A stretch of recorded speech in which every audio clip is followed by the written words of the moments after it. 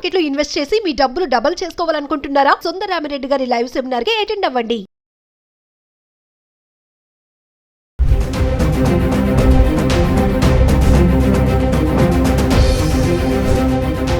Hi hello నమస్తే, welcome back to Suman TV. ప్రస్తుతం మనతో పాటు ఉన్నారు certified astro business coach Javeria గారు. నమస్తే మ్యామ్.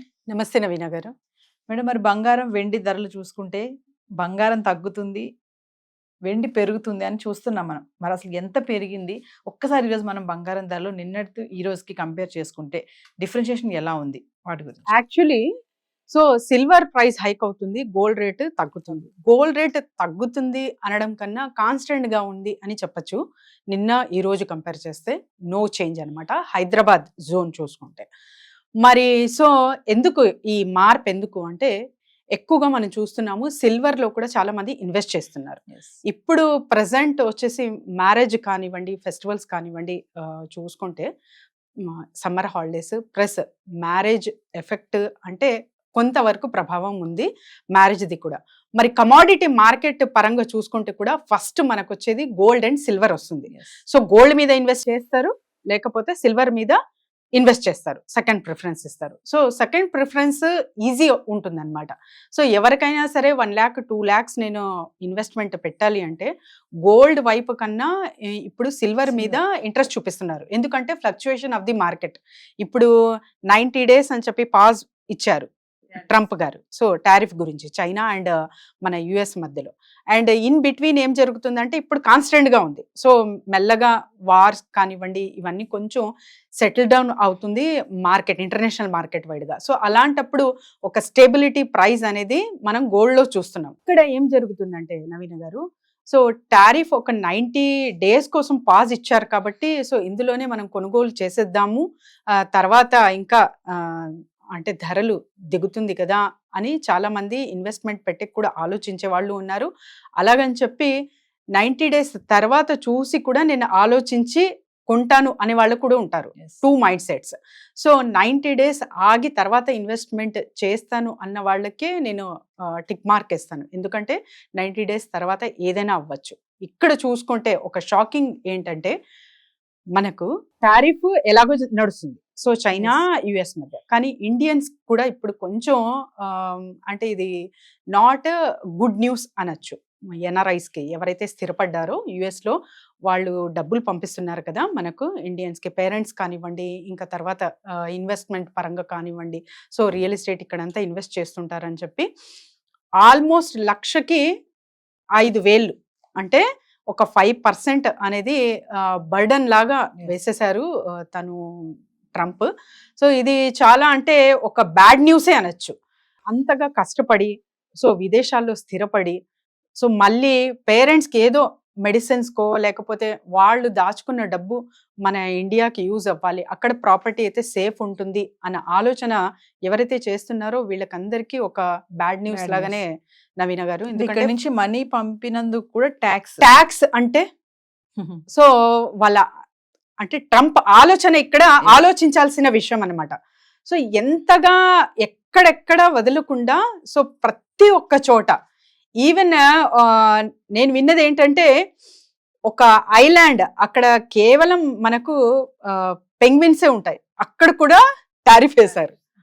అంటే తను డెసిషన్స్ అలా ఉంటుంది. డెసిషన్ మేకింగ్ లో ఎంతగా ఒక ప్రెసిడెంట్, అది కూడా యుఎస్ ప్రెసిడెంట్ అంటే యునైటెడ్ స్టేట్స్ అంటేనే ఎంత వాల్యూ ఒక స్టేట్ కి, ఆ ప్లేస్ కున్న ఒక ప్రెసిడెంట్ తన ఆలోచనలు ఇలా ఉన్నాయి అంటే కొంచెం నాకు కూడా ఒక షాకింగ్ లా అనిపించింది అనమాట.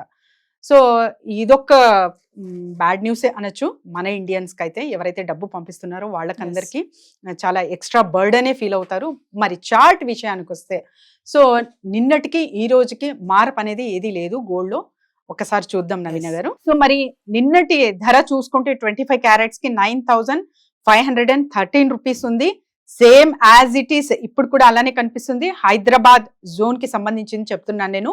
ఇక్కడ 0% చేంజ్ అనమాట, అంటే స్టేబుల్ గానే ఉంది. మరి 22 carats ఎలా ఉంది అంటే అది కూడా సేమ్. 8,720 ఈ రోజు కూడా సేమ్ 8,720నే ఇక్కడ కనిపిస్తుంది. అంటే తులానికి 87,200 అయితే ఇక్కడ చూస్తున్నాము 22 క్యారెట్స్కి.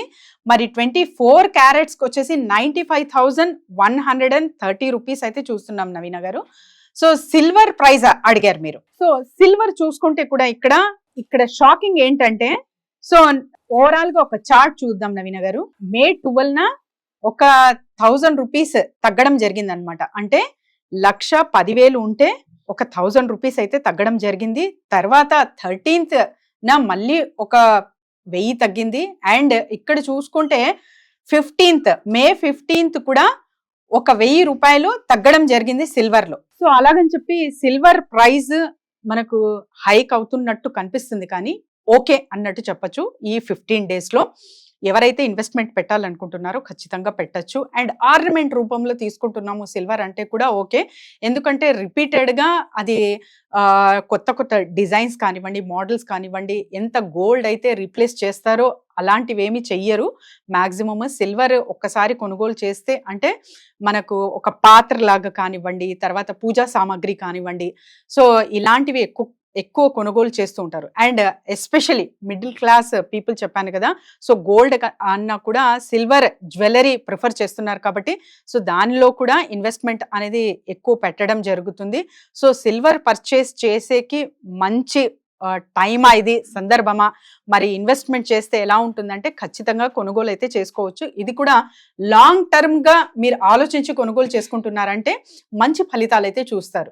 సో గోల్డ్ అయినా సిల్వర్ అయినా ఏదైనా ఒక మంచి కమోడిటీ రూపంలో, అంటే ద ఫస్ట్ ప్రిఫరెన్స్ కమోడిటీ అంటారు దీన్ని మార్కెట్లో.